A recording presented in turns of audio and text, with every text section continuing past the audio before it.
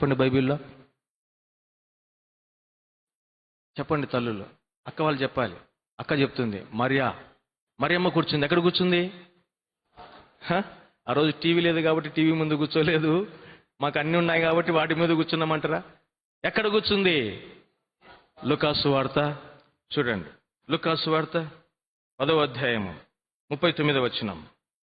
లూకాసు వార్త 10వ అధ్యాయము 39వ వచనం. మనం ఎగిరిపోవడానికి ముందు ఈ అనుభవంలోనికి రావాలి, కూర్చుని అనుభవంలోనికి. 10:39.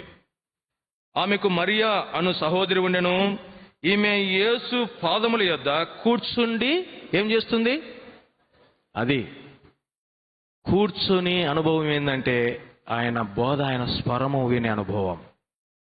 ఎగిరిపోవడానికి ముందు కూర్చోనాలి, ఆయన బోధ వినాలి. ఇక్కడికి ఎక్కిరమ్ము, ఆ స్వరం వినాలంటే ఆ స్వర అనుభవంలోనికి రావాలి. ఆ అమ్మాయి వినింది రోడా, ఒకసారే కాదు, ఒకసారి వినింటే గుర్తుపట్టదు. ఎన్నోసార్లు విని విని విని చూడకోకుండా గుర్తుపట్టింది. ప్రభు ఇక్కడికి ఎక్కిరమ్ము అన్న స్వరాన్ని మనం వినాలంటే ఆయన స్వరము ప్రతిరోజు వింటూ వింటూ వింటూ వంట పట్టించుకోవాలి.